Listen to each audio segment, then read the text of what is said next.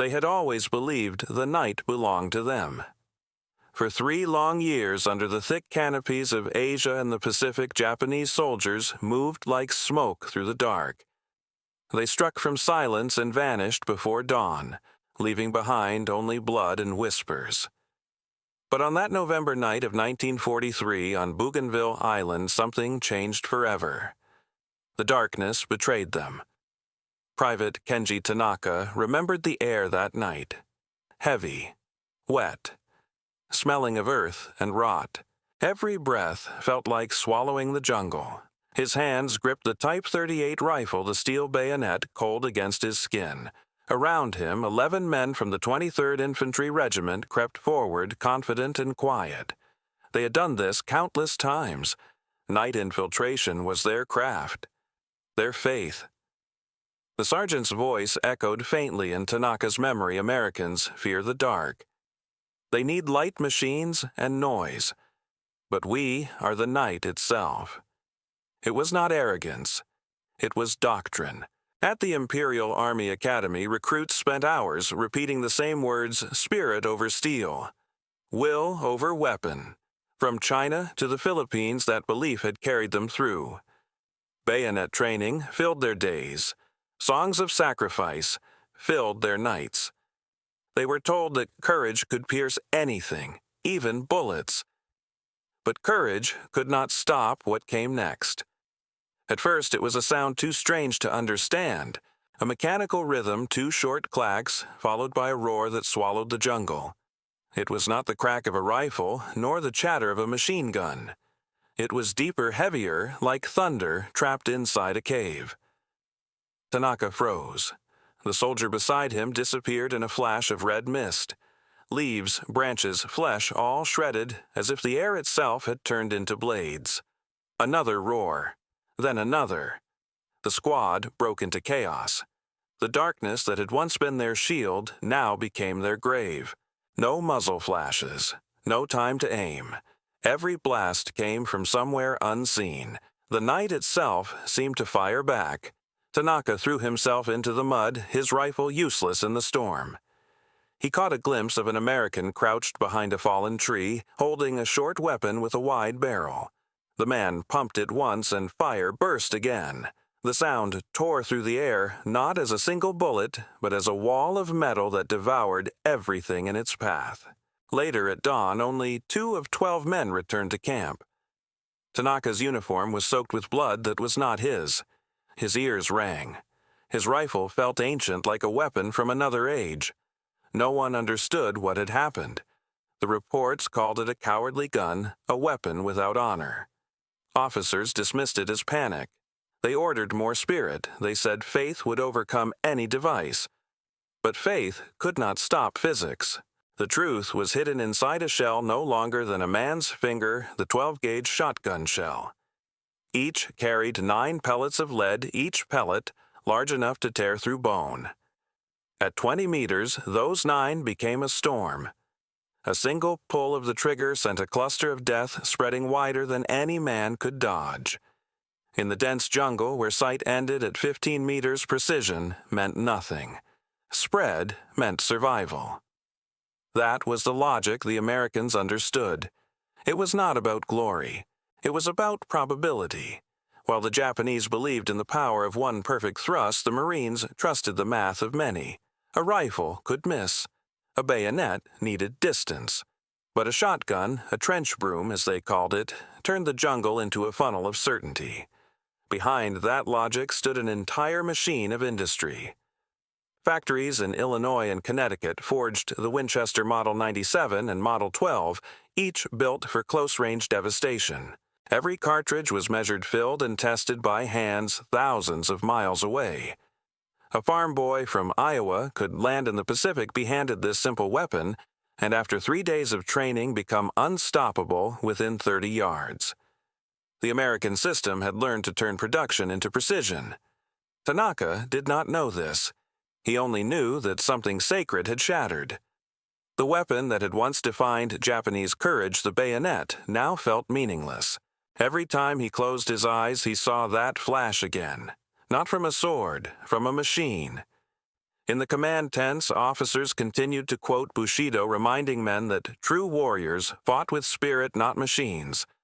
But in the jungle, those words died in the mud beside the fallen. The thunder returned night after night, each blast erasing one more illusion. By the end of that month, survivors whispered a new name for the enemy's weapon. They called it Kaminari no Teppo, the thunder gun. It was not just a weapon of war. It was a sound that tore open their beliefs, a sound that said the future belongs to those who adapt. As dawn rose over Bougainville, the jungle was silent again. Steam lifted from the soil carrying the scent of death.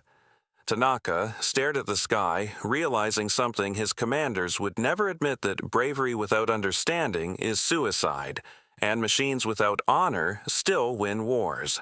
That morning he whispered to himself a prayer, not for victory, but for comprehension. He had survived the thunder once, but he knew it would return. And when it did, courage alone would no longer be enough. Because that night the Japanese soldier met the modern age, and it spoke with the voice of a shotgun. They called it the spirit of the blade, the invisible armor of the Japanese soldier. To the men who trained under the rising sun, courage was not a feeling, it was a weapon sharper than steel. From the first day at the Imperial Army Academy, recruits were taught that strength came not from gunpowder, but from the heart. Bayonet drills filled the morning. Kendo and hand-to-hand combat consumed the afternoon. They learned to fight at arm's length, to look the enemy in the eyes and accept death as a companion, not a fear. The doctrine was old, inherited from centuries of samurai tradition. Every cadet memorized the same line. The way of the warrior is death. It meant that a soldier who no longer feared dying could no longer be defeated. That belief shaped everything from tactics to logistics. Ammunition shipments were small, but bayonets arrived by the thousands. Rifles were cleaned, but blades were polished with reverence. Manuals reminded officers that a true warrior must rely on spirit before bullets. In theory, it made sense. Japan was an island empire fighting across oceans it did not own. It could not match America's factories or fuel. But it could create men who believed themselves invincible. The High Command hoped that faith would fill the gap left by steel. On the parade grounds of Tokyo, generals spoke of spiritual superiority as if it were a measurable resource. They told young men that Western soldiers softened by comfort would crumble before the pure courage of the Emperor's army. In 1941, that faith seemed to work. Bayonet charges broke Chinese lines. British troops surrendered in Singapore. In the Philippines, American and Filipino defenders fled before screaming waves of banzai attacks. Newspapers called it proof that spirit could defeat technology. Yet behind those headlines, another truth was already forming. Those victories had come against enemies unprepared for such fanaticism, not against superior weapons. By 1943, the Pacific had changed. The Americans were learning. Every island taken became a laboratory of adaptation. Engineers redesigned weapons for close quarters.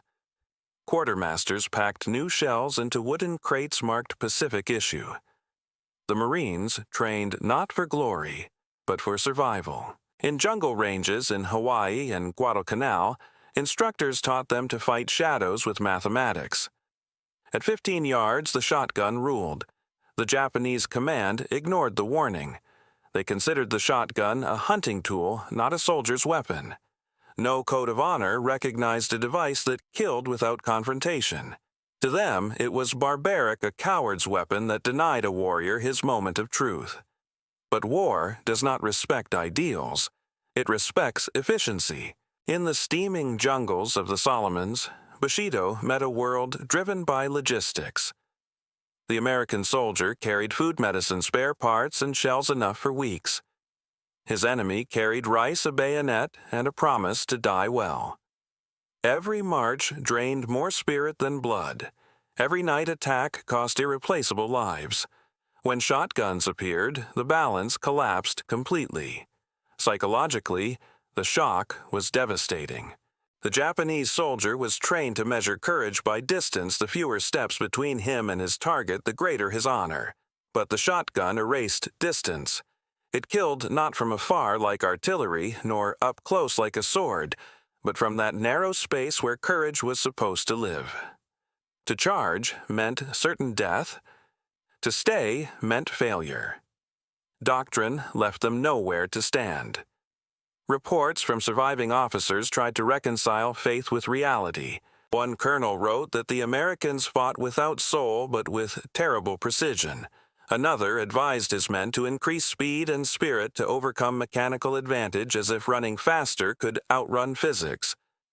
The high command, isolated on Rabaul, still clung to illusion. They issued orders praising the spiritual rain that would wash away fear. But in the foxholes of Bougainville, the only rain was made of lead. For soldiers like Tanaka, the contradiction was unbearable. They had been told that spirit conquers matter, yet every night they watched matter erase spirit. Each blast of a 12-gauge became a question that no sermon could answer. What was bravery against a storm of metal? What was honor in a war that no longer required a face-to-face death? Some still tried to believe. They sharpened their bayonets, whispered the emperor's name, and charged into thunder. Others began to hesitate. The hesitation was small, a heartbeat, but in that heartbeat the myth cracked. Once cracked, it never healed. The jungle itself seemed to choose sides. The thick vines, the humidity, the short ranges all favored the weapon that spread its fire wide. American patrols moved with deliberate rhythm, each man a link in a machine that ate the darkness, piece by piece. The Japanese still moved like ghosts, but ghosts that could bleed. By late 1943, whispers spread through the ranks. Men spoke of new American guns that fired not one bullet but many guns that turned courage into suicide. They gave them names, thunder guns, demon weapons, as if by naming the fear they could contain it. But fear is also a teacher. It taught them that faith without adaptation is just stubbornness in uniform. Back in Tokyo, officers prepared new recruits with the same ancient oaths. They spoke of honor, of glory, of the sword's purity. None mentioned what was happening under the palms of Bougainville. The truth was too dangerous. To admit it would mean that an entire generation had been trained for the wrong war. When the night fell again and the air filled once more with that metallic rhythm, Private Tanaka closed his eyes. He thought of the training grounds, of the chants about courage, of the faces of instructors who had told him that the night would always belong to Japan. He opened his eyes to see the world burning blue in muzzle flashes, and he understood that belief could be a cage as deadly as any weapon. War had changed. It no longer cared who was brave, it only cared who adapted. And somewhere beyond the smoke, an American farm boy pumped his shotgun again, not knowing that with every blast he was rewriting the soul of his enemy. War is never decided by courage alone. It is decided by the small decisions made far from the battlefield, in factories, in workshops, in the minds of men who may never hear a single gunshot. In 1942, while Japanese officers recited poetry about honor and death, American engineers were measuring spread patterns on a shooting range in Maryland. They were calculating how many pellets a man could put into the air in 1 second, how wide those pellets would travel in the jungle, and how far they would stay lethal. It was not romantic. It was mathematics.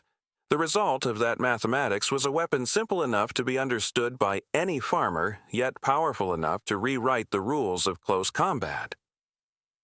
The Winchester Model 97, designed decades earlier for hunting ducks, became a weapon of war. It fired 12-gauge shells, each loaded with 9 lead balls the size of marbles. The spread was its genius. In a world where the enemy appeared and disappeared within 20 meters, accuracy was not survival, volume was.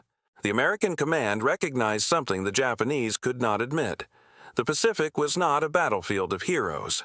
It was a labyrinth of humidity disease and shadows. Battles happened in seconds, at distances too close for rifles and too chaotic for machine guns. A weapon that could fill the air with lead that required little aim and less light was worth more than 100 speeches about valor. The logic was brutal and efficient. A Marine could carry a shotgun, a pouch of shells, and 3 days of training. There was no need for deep philosophy. Pull, pump, fire. Repeat. Each man became a moving wall of thunder. The jungle amplified the effect. Leaves shattered. Trees splintered. The echoes rolled like storms through the valleys. Even the sound carried power, psychological, immediate, unmistakable. Behind that, thunder was a system that Japan could not match. American industry was the quiet giant of the war.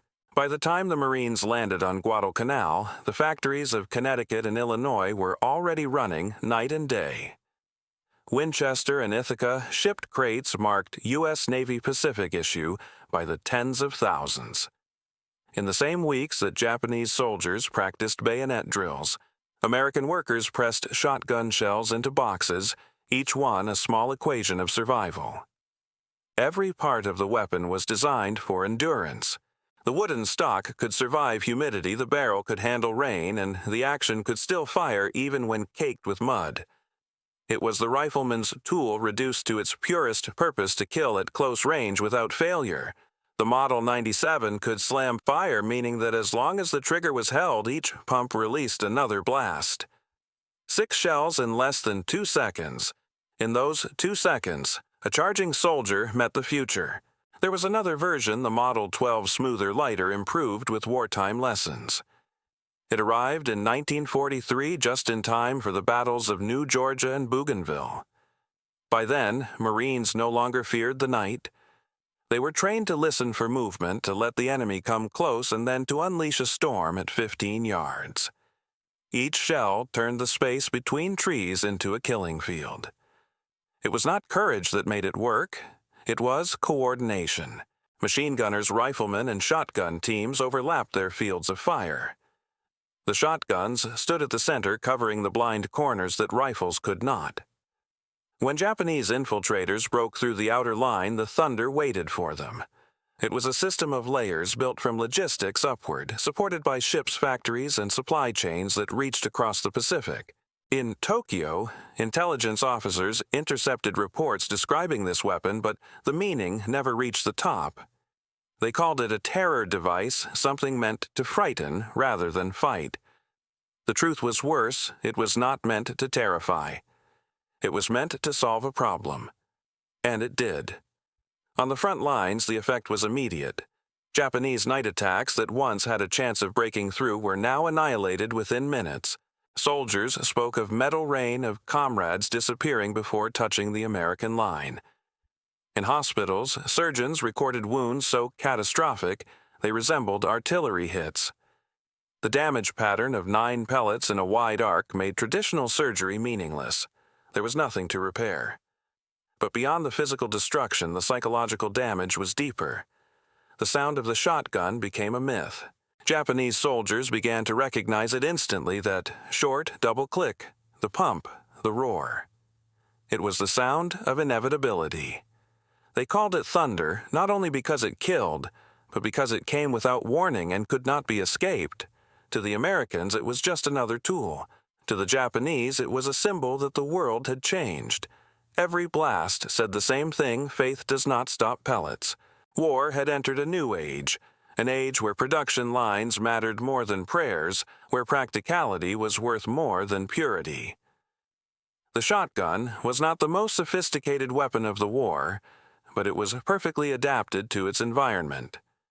It fit the jungle the way a bayonet once fit a duel. The lesson was clear, though few saw it at the time. Victory in war belongs not to those who fight hardest, but to those who learn fastest. The Americans learned. They adapted their weapons, their tactics, even their thinking.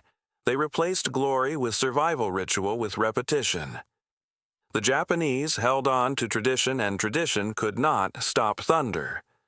When the next assault came at Bougainville, the night was no longer theirs. The Marines were waiting, calm, silent, and certain. In their hands, the 12-gauge shotgun rested like an answer carved from steel. That night, it was not the spirit of the warrior that ruled the jungle. It was the cold, mechanical breath of a weapon built by men who understood one truth, that courage is nothing without the means to live long enough to use it. The first warnings came long before Bougainville. They drifted like faint signals through the noise of war, half believed, half dismissed. August 1942. Guadalcanal, the first American foothold in the Solomon Islands. A place of red mud malaria and confusion. For 9 days, the Japanese High Command believed it to be a small raid, another minor landing that would soon be washed away by night attacks. But on the 10th day, something new echoed through the jungle. It was not the scream of a dying man, nor the bark of a machine gun. It was a sound no Japanese soldier had ever heard before, a metallic rhythm short and brutal, followed by thunder that seemed to roll from every tree. Sergeant Yoshio Takahashi led a squad of seasoned veterans that night. They moved silently through the kunai grass, confident as always. In the distance, they could see the faint glows of American campfires flickering like small stars. Takahashi signaled his men forward. The Americans would be sleeping, he thought. They always slept too deeply, too close to their machines. But as they crawled within 30 meters of the perimeter, the night cracked open. A single chunk sliced through the dark, followed by a roar that seemed to flatten the jungle. Takahashi disappeared. One moment he was there whispering a command. The next, he was missed. The men scattered, their nerves collapsing under a sound they could not name. Some tried to charge. Others froze. Each time they moved, the thunder answered. By dawn, only 3 remained alive. One of them, Private Kenji Nakamura, wrote later in his diary, Sergeant Takahashi was gone. Only blood. The weapon roared again.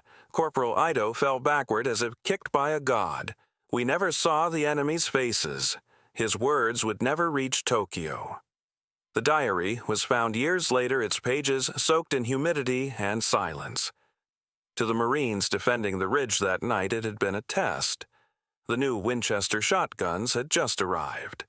They called them trench brooms, resurrected from the Great War. Corporal Jim Bradley remembered the moment clearly. They came screaming through the grass bayonets, shining. At 30 yards, I fired. The buckshot spread out like a steel net. You could not miss. It wasn't bravery, it was geometry. The Americans had discovered what the Japanese command refused to believe, that the jungle made technology intimate. At 20 meters, no rifleman could afford to miss. No machine gun could swing fast enough. But a shotgun with its spreading fire made the impossible simple. It turned the night into a field of controlled chaos, where every pull of the trigger swept away another fragment of an attack. Within days, Japanese field reports began describing weapons of multiple projectiles. Captain Akira Yamamoto's after-action note from August 23 spoke of cowardly guns that fire many pellets without honor. He recommended greater spiritual speed to overcome such weapons, insisting that no machine could defeat divine will. Tokyo agreed. The report was filed, read, and ignored. The cultural blind spot was enormous. Japanese military doctrine measured victory in courage, not efficiency. They believed that moral purity could compensate for material weakness. To admit that an American weapon, especially one used for hunting ducks back home, could outmatch Bushido was unthinkable, and so they explained it away.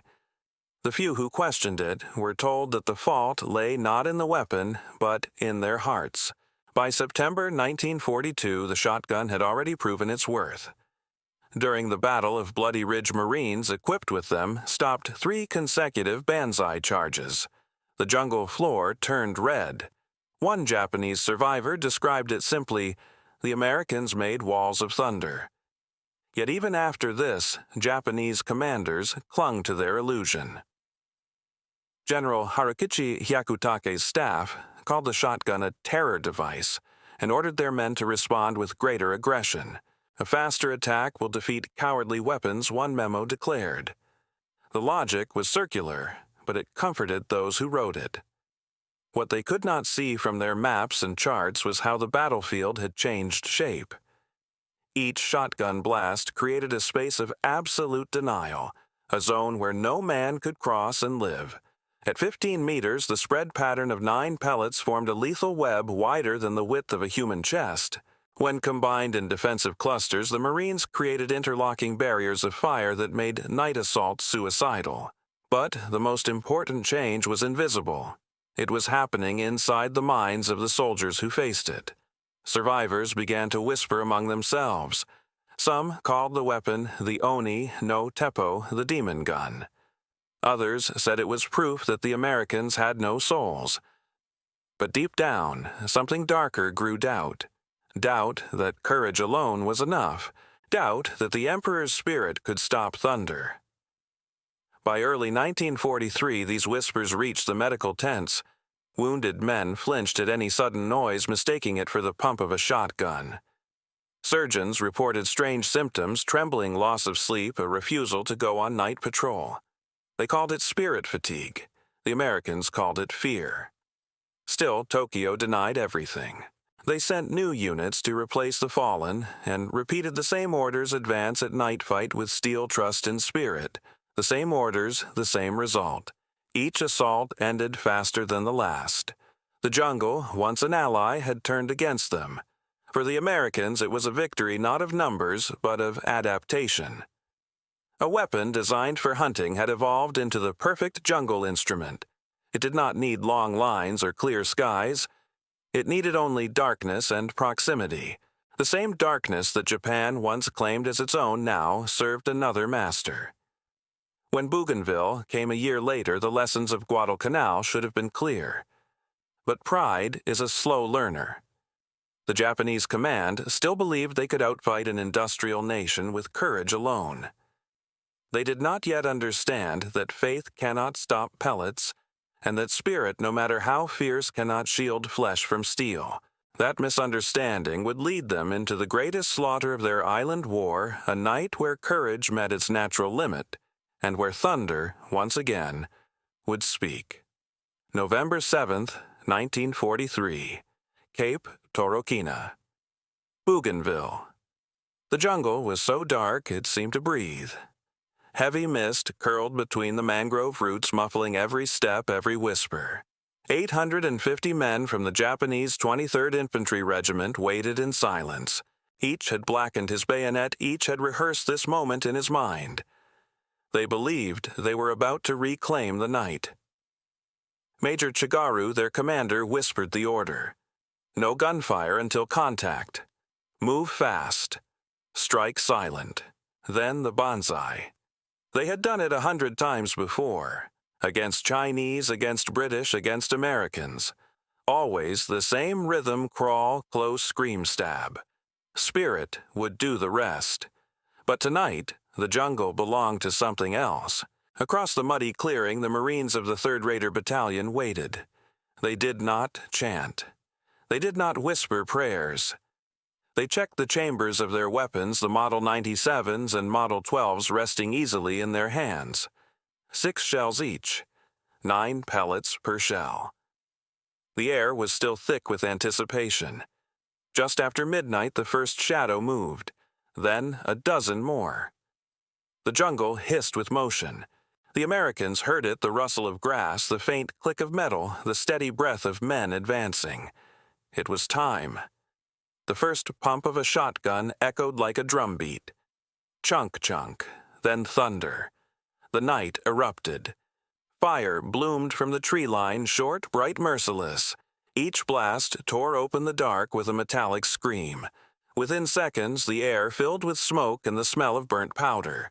The Japanese charge broke apart before it ever reached the line. Men fell in clusters, not one by one. Tanaka ran through the confusion, screaming for his unit. He saw men drop without sound, their bodies folding inward, their rifles clattering uselessly to the ground. The thunder was everywhere, behind trees, from the flanks, from the earth itself. Each roar came with that same mechanical rhythm, a sound so alien that it no longer felt like war. It felt like punishment. He dove into the mud, clutching his rifle, trying to crawl forward. Around him, the jungle was alive with cries, orders, screams, the thud of bodies. He saw Sergeant Ito charging bayonet, ready a silhouette of defiance. Then came the flash. For a heartbeat, Tanaka saw every detail Ito's determined eyes, the sweat on his face, and then the man simply opened his chest, flowering into mist. In the chaos, the Americans worked with calm precision. Each Marine covered a narrow sector. When one man fired, another reloaded. The line never broke, never faltered. They were not heroes, they were a machine. For every Japanese soldier who crawled closer, there were 3 waiting shotguns. Within minutes, the ground was littered with bodies, the air shaking under the rhythm of thunder. Lieutenant Colonel Lewis Puller, commanding the defense, would later call it a storm made by men. He had ordered overlapping fields of fire so that no approach was safe.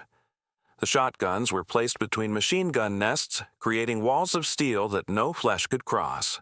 It was engineering turned into death. By 12:20 a.m., the attack was collapsing. Radios in the Japanese rear reported confusion, then silence. Out of 850 men, fewer than 100 made it back alive. Dr. Hiroshi Tanaka of the 17th Field Hospital later described the aftermath as beyond comprehension. The wounded were torn apart by multiple channels of trauma, 9 entry points per body, sometimes 12. The shells did not merely kill, they erased. The Japanese called it the Night of Fire. Survivors whispered that the jungle itself had betrayed them. Trees, shredded leaves melted the ground, soaked with fragments of metal and men. One soldier, Sergeant Yukio Mishima, lived only because he lay among the dead for 6 hours, pretending to be one of them. His testimony recorded years later trembled with memory. We could not close the distance. At 40 meters, the thunder began. The air turned solid. Men died standing. There was no combat. Only execution. On the American side, silence followed as suddenly as the storm had begun. The Marines reloaded, scanned the tree line, and waited for the next wave that never came. Some sat with their heads down, hands trembling. The smell of blood and gunpowder clung to everything. Corporal Dale Miller, only 19, wrote in his letter home, "I shot a man last night who looked my age. The gun tore him in half. I can still see his face. I thought I would feel proud, but I just feel empty. That emptiness was the price of efficiency." When dawn crept through the smoke, the scene was beyond description. The once green jungle was gray. The dead lay in heaps, their weapons still clutched, their eyes open to nothing. A few Marines moved among them, silent, collecting dog tags. One stopped beside a fallen officer, his sword still raised as if in salute. He lowered it gently, whispered something, and walked on. For the Japanese army, the Bougainville assault was more than a defeat. It was a revelation written in blood. Reports sent back to Rabaul spoke of unseen weapons that defy bravery. Commanders read them with disbelief. Some blamed cowardice. Others demanded more night training, more spirit. But beneath the official reports, a few officers began to understand. The age of close combat was over. Colonel Teo Ido, reviewing casualty lists, wrote privately in his journal, "Our night attacks have become suicide. The Americans have learned to make the darkness their ally." His words would never reach Tokyo, but they marked the beginning of the end for the Japanese doctrine of spiritual warfare. The night at Bougainville did not just destroy a battalion. It destroyed an idea. The idea that courage could conquer machines, that faith could stop metal. In its place grew something heavier, the awareness that in modern war belief without understanding is not noble, it is fatal. As the sun rose over the torn jungle, Private Tanaka sat among the ruins of his squad. He stared at his rifle, its bayonet still clean. Around him, the bodies of his comrades shimmered in the heat. He realized then that they had not been defeated by the Americans. They had been defeated by time, by a world that had moved on while their minds stayed in the past. That morning, the jungle was quiet again. No shouts, no thunder, only the slow hum of flies over the dead. The war would continue, but the myth had already ended. The spirit of Bushido had met its reckoning, and it had come not by sword, but by shotgun. In that silence, the lesson was written clearly in the mud and smoke. Adaptation is not cowardice. It is survival. War keeps its own mathematics. It counts not in glory, but in bodies.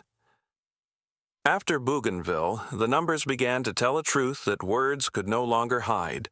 Out of 850 men who had gone into the jungle that night, fewer than 100 walked out. Of those, half would never fight again. They came back, burned, torn, and hollow-eyed.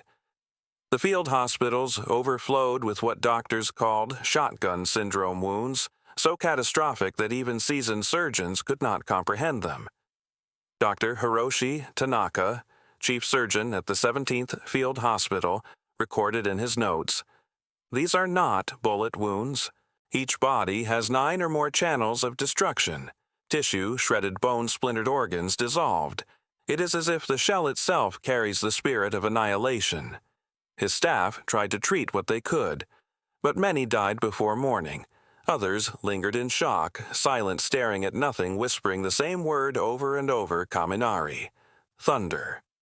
The medical teams worked in near silence. There were no screams left, only the mechanical breathing of men who did not understand what had happened. For centuries, Japanese soldiers had believed that death should be personal, a sword, a rifle, a visible enemy. But now, death came invisible, mechanical, indifferent. It arrived without warning, without a face. The statisticians of the 17th Army began compiling casualty analyses. Against rifle-armed units, night attacks had once achieved partial success, breaking through American lines nearly a third of the time. Against units armed with shotguns, the success rate dropped to 0. The casualty rate rose above 85%. The data was not an interpretation. It was arithmetic. Each entry on the list represented a man whose spirit had met its physical limit. Colonel Teo Ido, assigned to review the report, wrote in his private notebook, "We have been teaching our men to bring swords to a thunderstorm. The Americans fight without Bushido, but they fight to win. We must abandon our cherished tactics or face extinction." His words would have been heresy months earlier. Now they read like prophecy. In Tokyo, the numbers were softened, rewritten, hidden. Reports spoke of temporary setbacks and losses due to terrain. But in the jungles of the Solomons, no euphemism could disguise what soldiers saw with their own eyes. The thunder guns had broken not only bodies, but belief. Meanwhile, on the American side, the victory felt hollow. The Marines at Bougainville had survived, but survival came at a price few had expected. Many could not sleep. Some woke at night hearing the same metallic pump in their dreams. They would reach for their rifles, sweat soaking their uniforms, expecting another wave that never came. Corporal Dale Miller wrote home weeks later. His letters changed tone. "Mom, I do not feel like a hero. I shot at shapes in the dark, and when the firing stopped, there were no men left to surrender. I thought war would make me strong. It only made me quieter." He was not alone. In the weeks after the battle, chaplains noted a strange pattern. Marines who had used shotguns the most were the least talkative, the least proud. They had seen what buckshot did to a human body at 10 yards. They had seen comrades break down not from fear, but from the realization that they had become part of a machine designed to erase life faster than they could comprehend it. Numbers told one story. Faces told another. Private Tanaka, one of the few Japanese survivors, could not close his eyes without seeing the flashes. Every time he heard thunder, even years later, his body froze. In a post-war interview, decades after, he said quietly, "The war ended for me that night, though I lived 2 more years. My soul died in that jungle." Historians later called Bougainville the turning point, not because it changed the map, but because it changed the mind. The Japanese command could no longer pretend that spirit was stronger than firepower. The Americans learned that victory without humanity left nothing but silence. Both armies had crossed an invisible line. War had always been about killing, but Bougainville turned killing into a process efficient, calculated, repeatable. A weapon built to hunt birds had now hunted men. The line between practicality and monstrosity had blurred, and no one could say when it happened. Dr. Tanaka wrote one final note before burning his records: as the front retreated, medicine cannot follow the pace of this war. Each weapon forces the body to invent new ways to die. We are surgeons of ghosts. By the start of 1944, the 17th Army's morale had collapsed. Desertions multiplied. Men refused night patrols, claiming illness or superstition. They called it the thunder sickness. They said the spirits of the dead lived inside the American guns. No punishment could erase that fear. It was not cowardice. It was comprehension. They had seen what modern war truly looked like: fast, loud, merciless. In the American camps, officers calculated ammunition expenditure with precision. Each engagement produced data number of shells, fired rounds, per man, average range. For the first time, battle reports included phrases like projectile density and kill efficiency. War had become measurable, and that measurability was its most terrifying quality. The Japanese fought for honor. The Americans fought for results.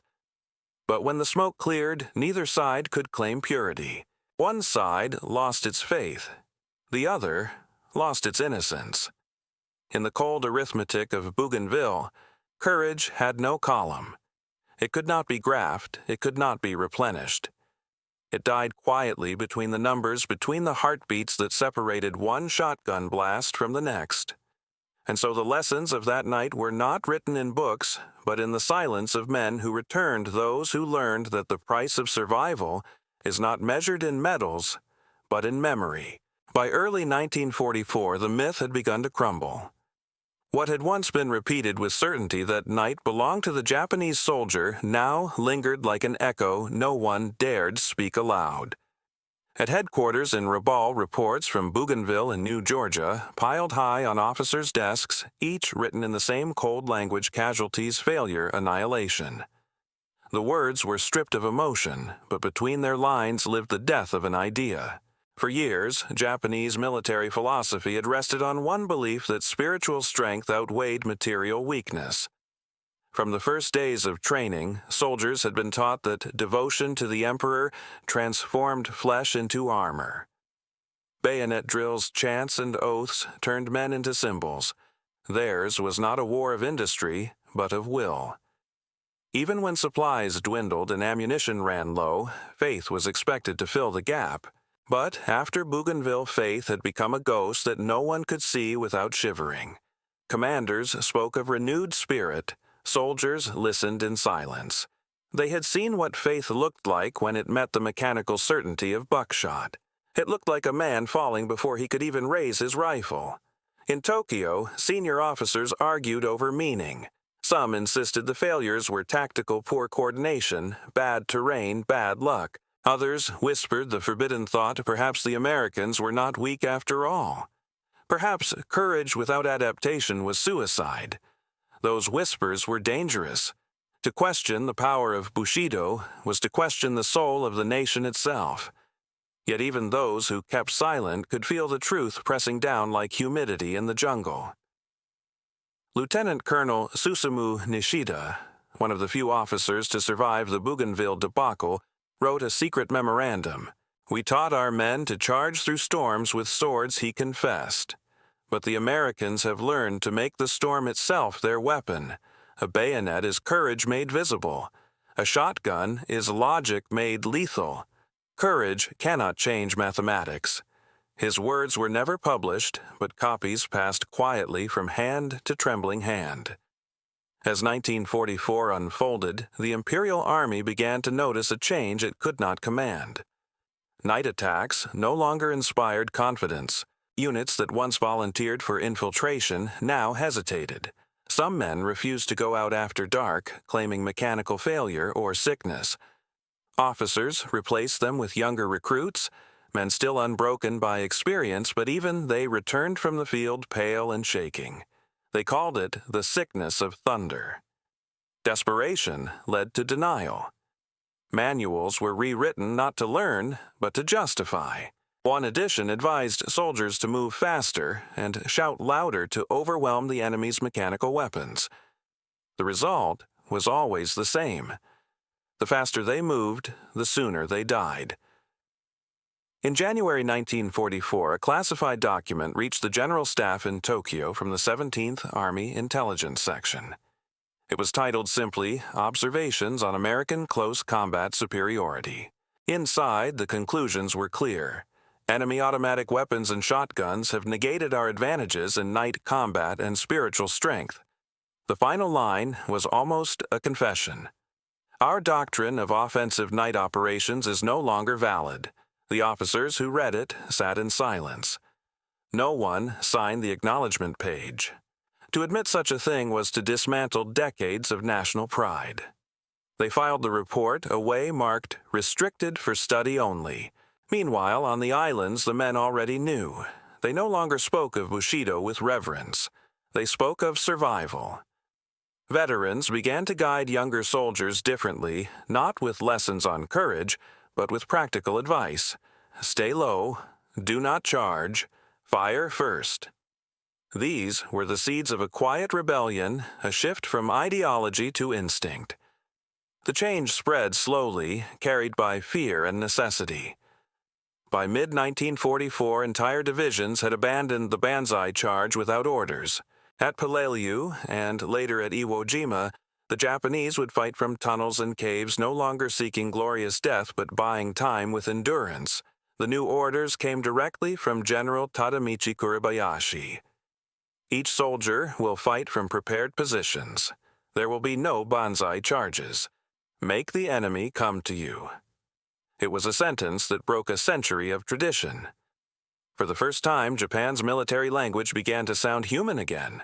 Words like withdraw, defend, and survive returned to the vocabulary. The sword had given way to the shovel, the bayonet to the bunker. But the transformation carried no celebration. It was born from grief. In secret conversations, officers began to use a new phrase, the death of the night. It meant more than the loss of a tactic. It meant the loss of certainty of identity. To fight without faith was to fight as a shadow of what they once were. Yet the battlefield left no room for pride. In the United States, military analysts studied captured documents with clinical interest. They noted the evolution with detached admiration. One report from 1945 stated Japanese forces have demonstrated remarkable adaptability under fire-abandoning traditional frontal assaults in favor of defense in depth. The transition represents a rare case of cultural doctrine yielding to battlefield necessity. To the Americans, it was a sign of progress. To the Japanese, it was the sound of something sacred breaking. Private Tanaka, still fighting in the Philippines that year, wrote his last entry before disappearing in the chaos of retreat. They told us to fight like samurai, but the jungle does not know what a samurai is. It only knows sound and speed. The thunder taught us that the world has no memory of honor, only of who survives it. When the war finally ended, few spoke of Bougainville. It was easier to remember the grand battles, the flags, the speeches, the final flames of glory. But in the quiet places among the survivors who had faced the thunder, the memory remained. They knew what the historians would later confirm, that a single weapon, small and crude, had not just shattered tactics, but faith itself. The night no longer belonged to Japan. It belonged to the future. And in that future, the old words of Bushido sounded like prayers spoken to a god that had stopped listening. When the guns finally fell silent, the silence was not peace. It was the sound of what could no longer be spoken. The survivors of Bougainville carried the jungle inside them long after they left it. The smell of gunpowder lived in their clothes, the thunder in their dreams. Time moved on. But for them, it moved in circles, always back to that night when courage met steel and both were broken. Private Kenji Tanaka never forgot the sound. Even years later, living in a small town outside Osaka, thunder made him freeze. His wife would find him standing by the window, eyes unfocused, breathing shallowly as if the rain itself carried memories of the jungle. It was not fear, he once said to a neighbor. It was recognition. The sky still remembers. He had survived Bougainville, but he no longer believed in the war. When Japan surrendered in 1945, Tanaka did not cry. He only felt relief not because the empire had fallen, but because the thunder had stopped. He returned home with a limp scar along his shoulder and a silence that no one could fill. His old officers called him weak. But in his heart, he knew he had seen the truth. On the other side of the ocean, Corporal Dale Miller also returned home. He was 20 years old with a face older than time. The people in his small Ohio town greeted him with parades and flags. He smiled when they expected him to, but every celebration sounded like artillery. At night, he would wake in sweat, hearing that same metallic rhythm, the pump, the roar, the echo fading into screams.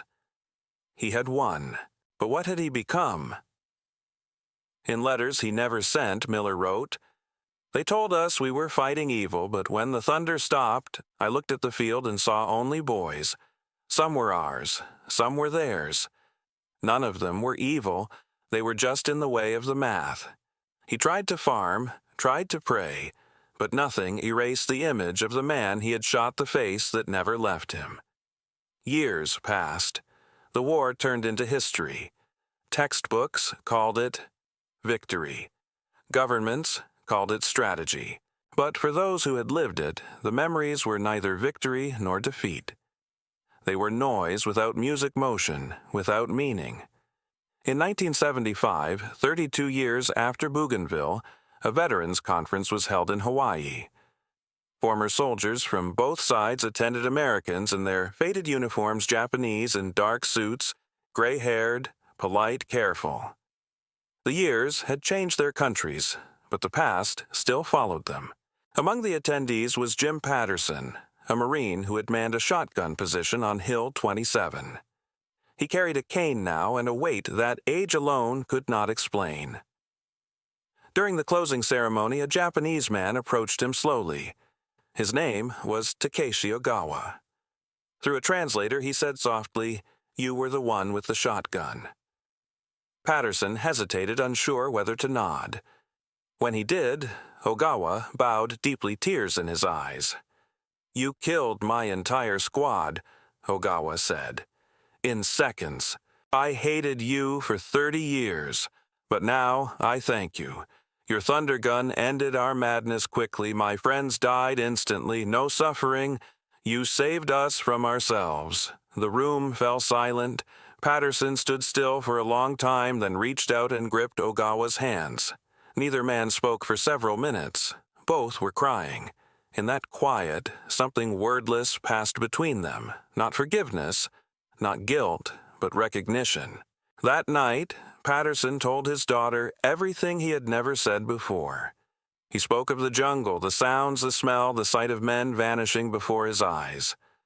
"The shotgun was the best and worst thing that happened to me," he said. "It kept me alive, but it killed a part of me I never got back." They wrote letters to each other for years after that meeting, two men once taught to hate, now bound by the same silence. They spoke not of politics or victory, but of dreams, of sleepless nights, of the strange comfort in knowing that their pain was shared.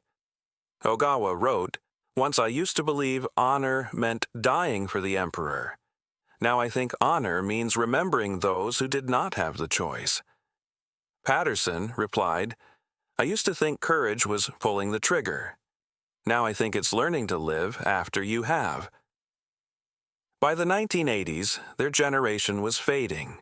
The war had turned into television documentaries and museum exhibits. Tourists visited the old battlefields where the jungle had swallowed everything: trenches, helmets, bones. The ground grew wild again, as if trying to erase the scars humans had left.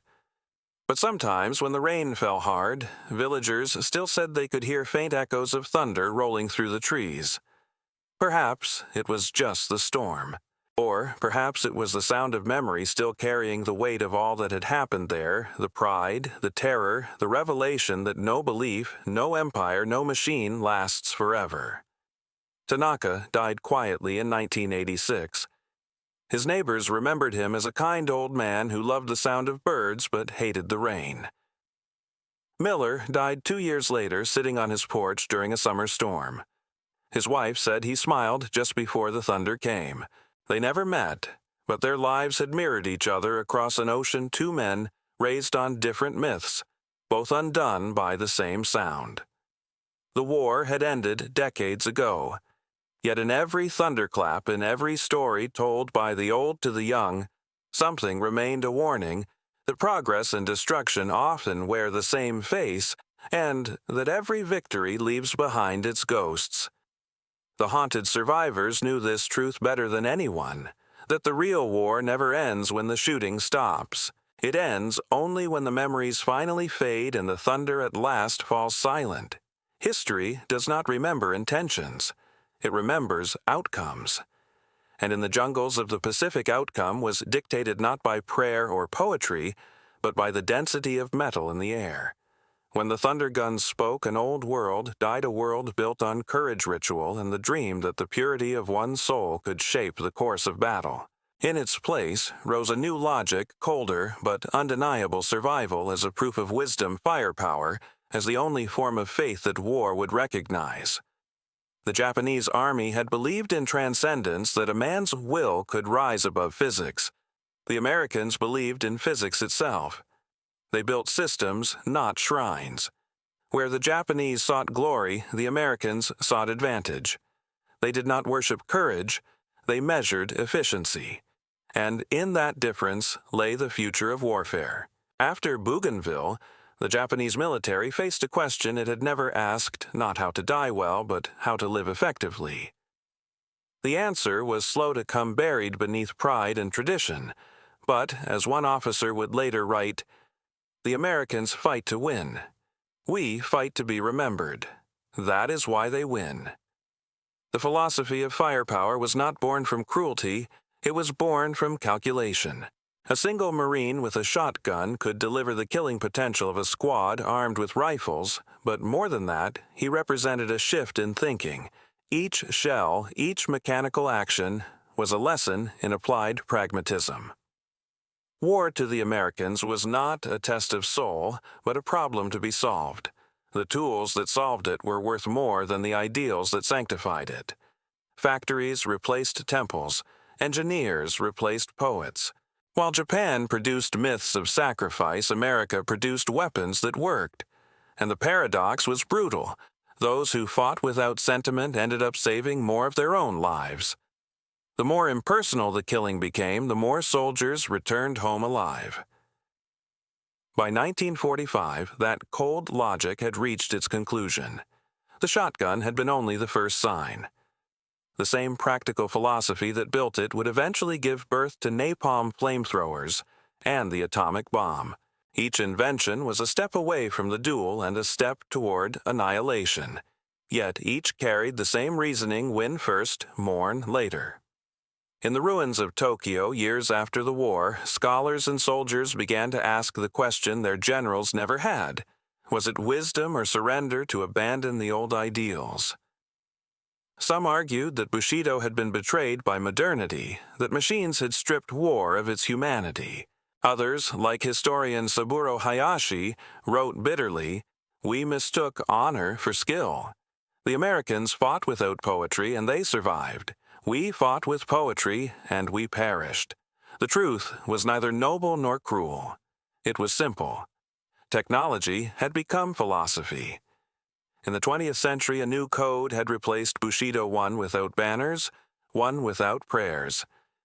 It said only, "This victory belongs to those who adapt fastest."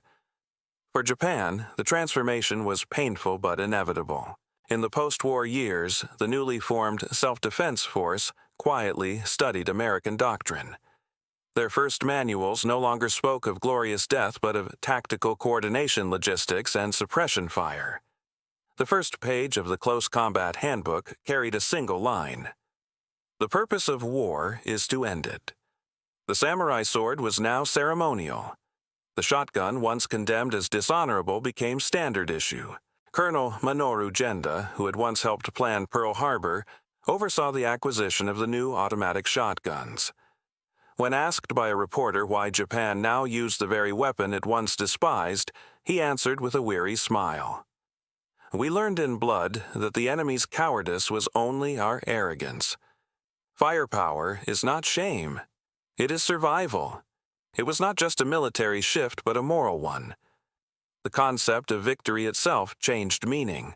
In the age of Bushido, victory was spiritual to die, for one's cause was triumph.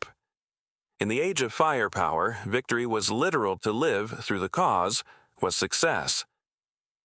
The Americans had taught by terrible example that a soldier's duty was not to die bravely, but to stay alive intelligently. And yet even within that pragmatism, a new form of conscience emerged. Veterans like Dale Miller and Jim Patterson carried home not pride, but the burden of efficiency. They had learned that killing efficiently does not cleanse the soul, it stains it deeper.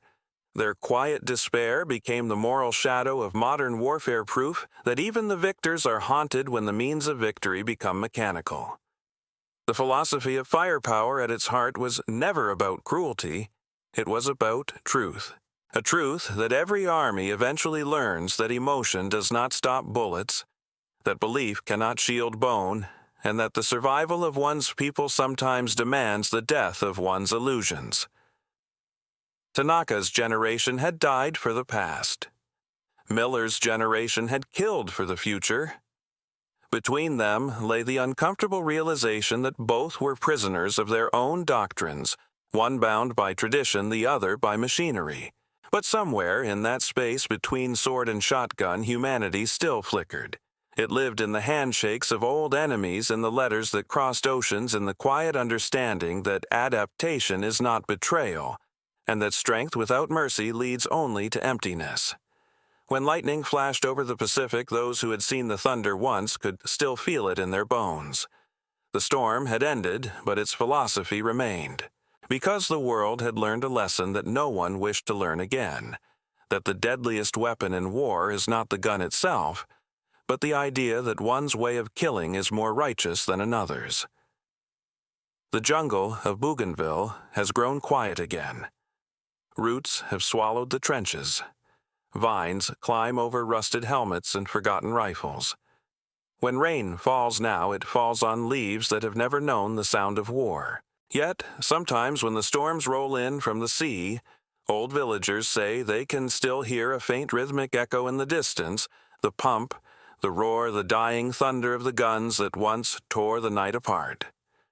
The world moved on, but the lesson remained. It hid inside the pages of history, waiting for those who could still listen. In the years after the war, nations rebuilt and rearmed. Japan rose from ashes into steel and glass trading bayonets for microchip spirit for precision. America, too, changed stronger, richer, but quieter, as if aware that power carries its own ghosts. Yet, beneath the noise of progress, the old question lingered: had humanity truly learned or only improved its methods of destruction? The thunder of the 12-gauge had been only the beginning. It was the first whisper of a new era, one where machines would think faster than men, where firepower would evolve beyond imagination.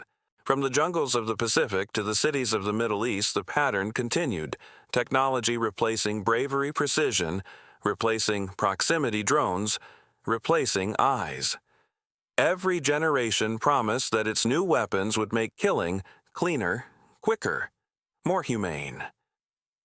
Every generation discovered that death has no gentle version.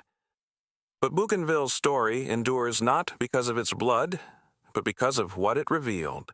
It showed that courage alone cannot win a war, that honor without understanding becomes a death wish, and that machines, no matter how efficient, cannot carry the weight of conscience. It taught that there is a moment in every civilization when belief must yield to truth, and truth, no matter how cold, demands change. In 1954, when the newly formed Japanese Self-Defense Force tested its first automatic shotguns, a senior officer stood at the range watching the metal targets collapse one after another. He was an old man, now gray-haired, once a commander on Bougainville. When asked what he thought, he said quietly, "We have learned. The thunder has become ours." That moment was more than irony. It was redemption. The weapon, once condemned as cowardly, had become a symbol of awareness of a nation that had looked into the storm and chosen survival over pride. The echo of thunder had turned from fear into knowledge. And yet, knowledge is never free. The men who survived the war carried their wisdom like a scar. Tanaka's silence, Miller's nightmares, Ogawa's tears, they were all parts of the same truth. War does not end when treaties are signed. It ends only when the memory of killing stops echoing inside the human mind. Decades later, when veterans of both sides met at memorials, they no longer spoke of victory or defeat. They spoke of weather, of rain, of how the storms still sounded like those nights long ago. Some smiled at the memory, others wept. One Marine veteran, now in his 70s, placed his hand on a memorial stone engraved with the names of men he could no longer picture clearly. It wasn't the weapon, he said. It was the world learning what it could do. And once you know, you can't unknow it. That is the echo of thunder, the realization that progress is both gift and curse, that every innovation carries within it the possibility of tragedy, that every act of survival demands a part of the soul in exchange. The 12-gauge shotgun became a footnote in military history, replaced by newer, sleeker tools of efficiency. But in its brief, deafening moment, it revealed the heart of modern warfare. Not hatred, not bravery, but the cold marriage between intelligence and destruction. When historians look back, they see two soldiers standing on opposite sides of that discovery. One believed in the purity of courage, the other in the precision of science. Both were wrong, and both were right, because war has no philosophers, only survivors.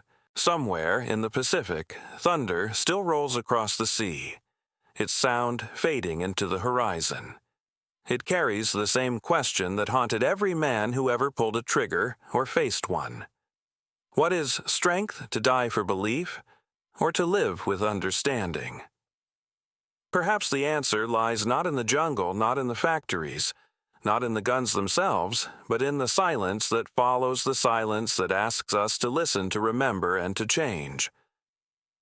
The thunder guns have long fallen silent, but their echo endures, whispering through history, reminding each generation that courage is not the refusal to adapt, but the will to face the truth, even when that truth is unbearable.